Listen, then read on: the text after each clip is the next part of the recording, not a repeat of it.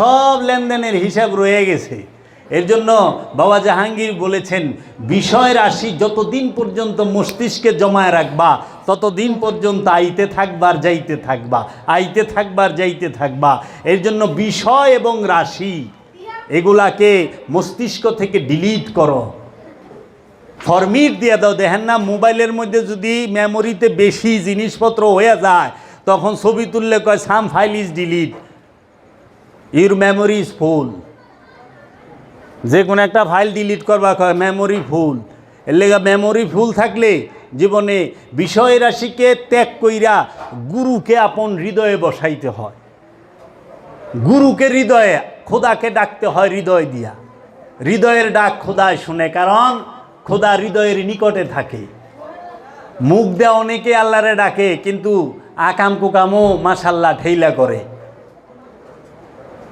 তো কাজেই মুখের কথার 4 পয়সা দামও খোদার কাছে নাই।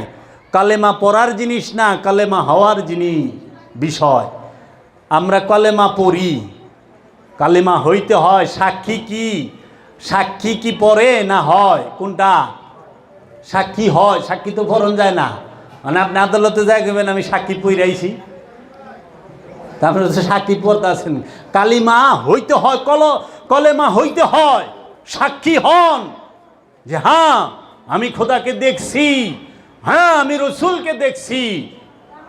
সে জাত নূরে নূরময়, সেই আল্লাহর রসুলের সামনে গেলে দুনিয়ার কথা মনে থাকে না। আল্লাহর ঘরে যায়া আপনার বিশ্বের কথা মনে আছে। আমরা নামাজ পড়বার যাই না মসজিদে, নামাজ শেষে কি কই? আল্লাহ রাব্বুল আলামিন কি, আমি এত টাকা ঋণ, আমার ঋণ থেকে মুক্ত করে দাও। আল্লাহ আমার রূপ থেকে মুক্ত করো। আল্লাহ আমার ভালোবাসি, রাজি হয় না, তুমি দয়া করো, রাজি করে দাও। কই না? গেছেন কোথায়? আল্লাহর ঘর মসজিদে। কার সামনে আছেন? আল্লাহর সামনে। আল্লাহর সামনে যদি কেউ থাকে, তার কি দুনিয়ার কথা মনে থাকে? আরে জান্নাতের একটা হুর দেখলে বলে 500 বছর ফিট থাকবেন। আর স্বয়ং রব্বুল আলামিন আপনার সামনে, আপনার বিশ্বের কথা অন্তরে মনে রয়েছে। এর লেগা আল্লাহর ওলি বলছে যে, মাওলানা রুম বলছে, দুঃখী সে কখনো খোদার দাসত্ব করতে পারে না, কারণ ওর সামনে খোদার থেকে ওর দুঃখটা বড় হয়ে যায়। কেন?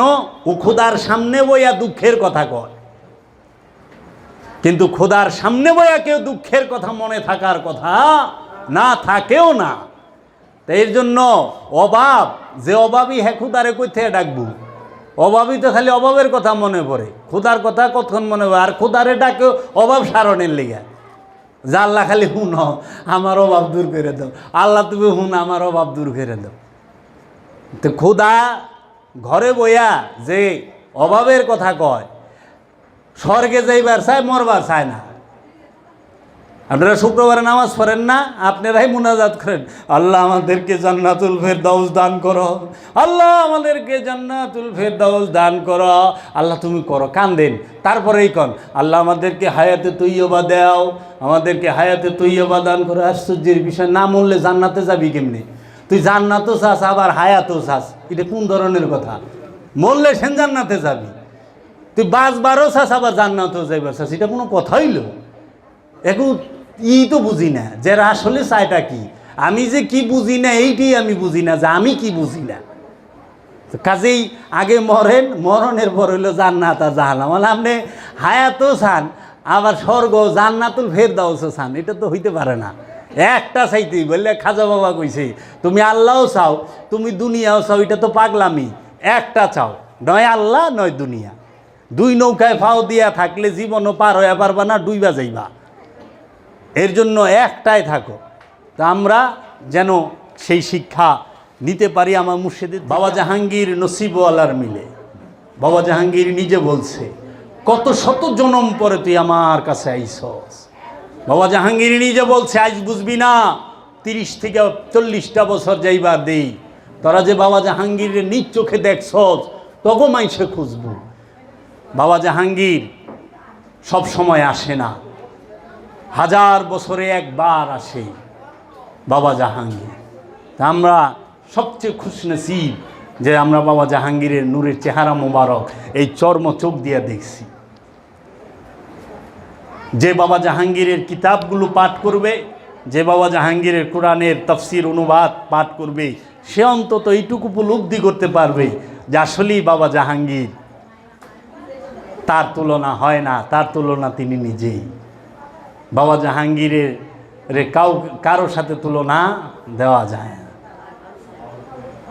বাবা জাহাঙ্গীর এমন এক মহামানব যিনি তার সমস্ত কিতাবগুলো নিলাম করিয়া দিছে নিঃশর্ত। যে কেহু ছাপাইয়া, যে কেহু, এত বড় দান, এত বড় মেহনত, এত পরিশ্রম, সমস্ত কিছু সে তার সন্তানের জন্য রাইখা যায় নাই, শর্ত দেয় নাই। তো সেই বাবা জাহাঙ্গীর কার সাথে কাহায়ে তাজ আর তাক্ত কাহায়ে গুলামি, মহব্বতে পড়লে রাজত্ব ছাইরা দেয়। ইব্রাহিম আদহাম বলকি তার মুর্শেদের মহব্বতে রাজত্ব ছাইরা দিছে, আর অহনে ফকিরের লেগা রাজত্ব ছাড়ছে, আর অহনে রাজা হইবার লেগা ফির সাজে। না একটা গাড়ি কিনা পারেন, দরকার আপনি একটা বাড়ি আপনার দরকার, আপনি কিনতে পারেন, একটা গাড়ি আপনার দরকার কিনতে পারেন, কিন্তু 10টা বাড়ি তো আপনার দরকার না, এইটা নিষেধ। 10টা গাড়ি আপনার, এটা অপচয়, অপচয় করা নিষেধ।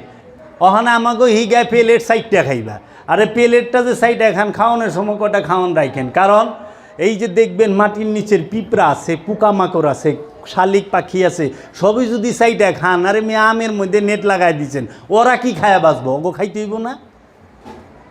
এর লেগা প্রত্যেকটা আমার মুর্শিদ কেবলা সবসময় খাবারের একটু রাইখা দিত, বলতো দেও। যখন রেগুলার দেওয়া হইতে একটা দেখতাম যে দুনিয়ার অনেক পিঁপড়া পোকামাকড় আইসা সেই খাবারগুলাকে নিয়ে যাইতেছে, বাঁচতে হবে, অনেক শালিক আইসা খাইতেছে। আরবিয়ানরা খাওয়ান লয়, এতটি খাওয়ান লইব, এতহানি খাইব, বাদ বাকি না হাম্মেল কি হাম্মাম, হাম্মাম মানে ছিটাই দেওয়া, আবার হাম্মাম মানে ফাইখানাও।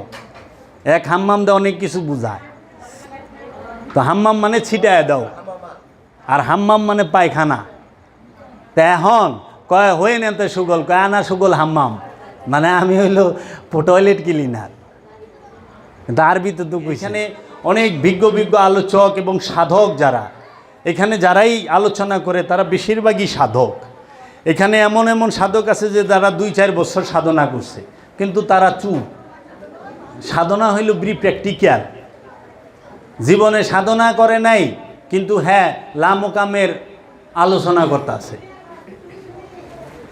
দেখি অনেক শিল্পী আছে, অনেক আলেম আছে, অনেক বক্তা আছে, জীবনে 4টা মাসে সাধনাও করে নাই, কিন্তু হ্যাঁ একের লাহুতের আলোচনা কমপ্লিট।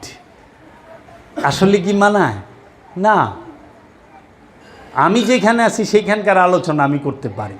বাবা জাহাঙ্গীরের কিতাবে লিখছে যে মারেফতি গান শোনা এইটা সুফিবাদ না।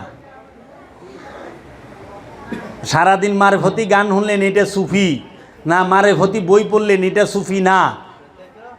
এর জন্য বলে যে বৈরাগী, বাবা জাহাঙ্গীর বলছে ঘর ছাড়লেই বৈরাগী হয় না, আমিত্ব ত্যাগ করলে হয় বৈরাগী। মানে আমিত্ব ত্যাগ না কইরা ঘর ত্যাগ করে, ঘর ছাইরে দেয়। কারণ ঘরের ভিতরে ভয় পোলাপান আছে, বউ আছে, কাম করে খাওয়ান লাগবো, কামায় খাওয়ান লাগবো, এটা তো কষ্ট। এর থেকে একজনের আমি যে দেখলাম, কয় তুমি পাগল লইছো কে? কামের ডরে, আমি কাম করুন না লেগে আমি পাগল লইছি। আশ্চর্যের বিষয়। ঠিকই, এর জন্য বাবা জাহাঙ্গীর বলছে আমিত্ব ত্যাগ করো, তুমি বৈরাগী হবা, সাধু হইবা, অলি হইবা আমিত্ব ত্যাগ করলে।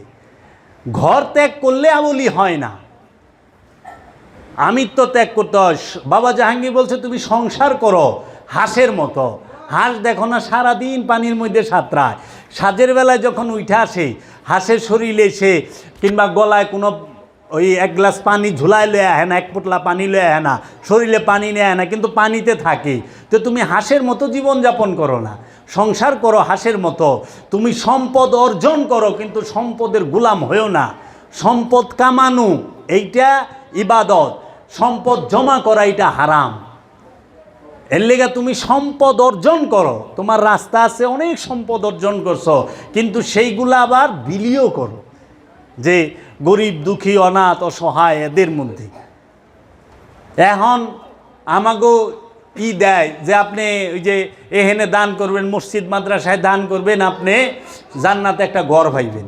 বাবা, সারা কোরআনের একটা জায়গায়ও বলা হয় নাই যে তুমি সম্পদ দান করো মসজিদে মাদ্রাসায়।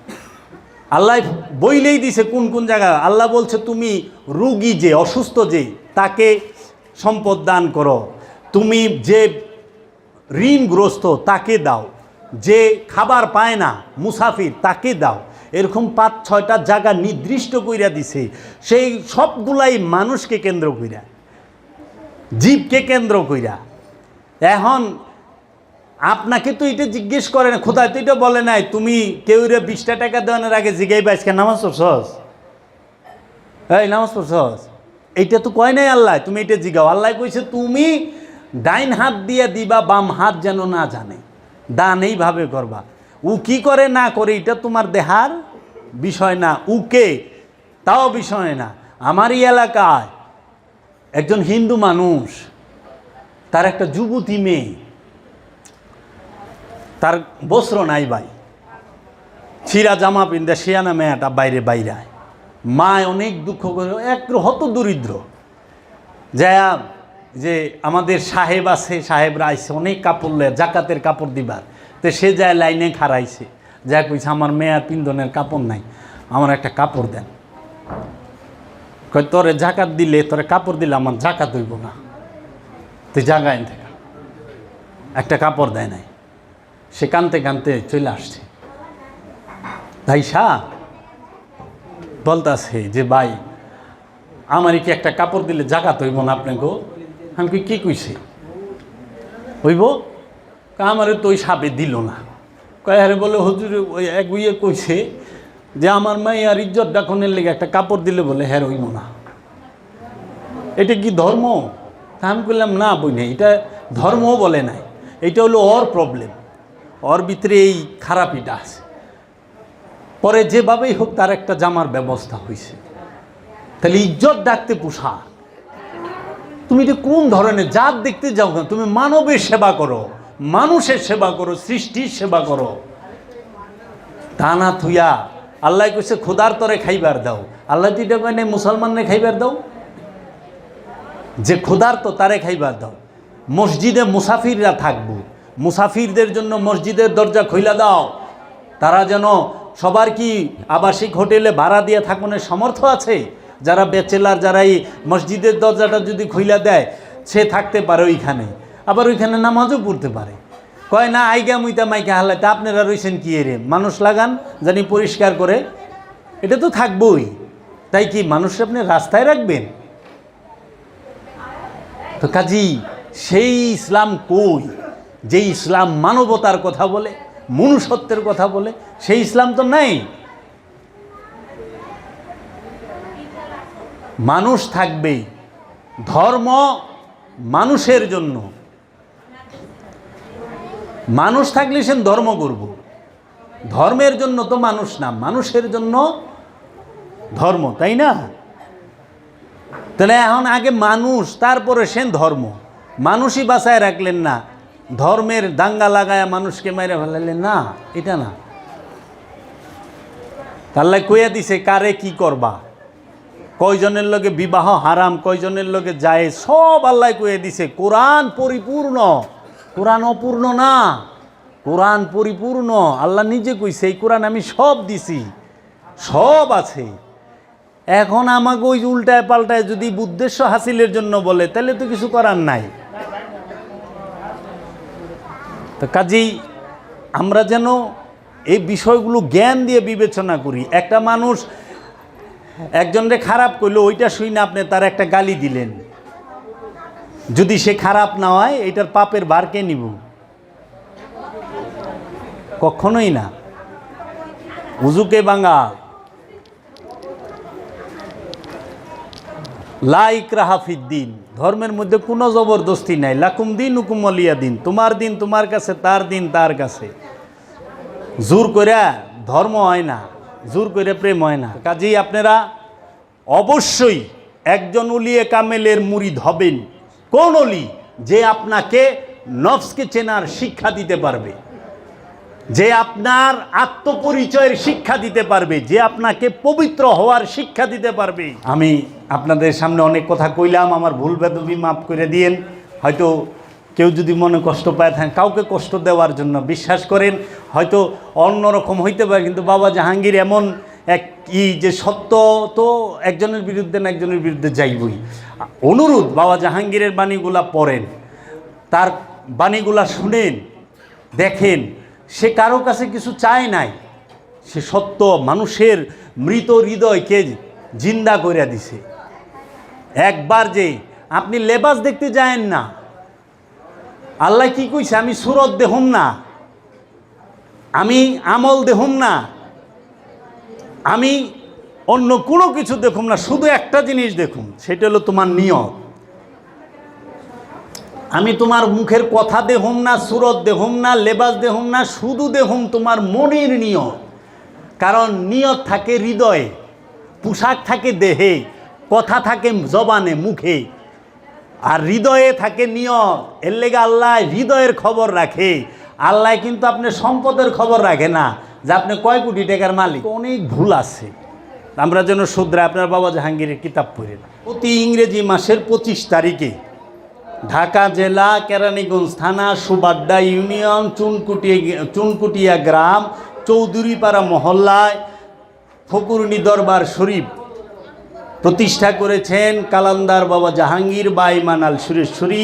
প্রতি ইংরেজি মাসের 25 তারিখ যে বাড়ি হোক, এই 25 তারিখে আমাদের দরবারে মাসিক মাহফিল হয় এবং শ্যামা কাওয়ালি হয়। আপনাদের আমন্ত্রণ রইল, আপনারা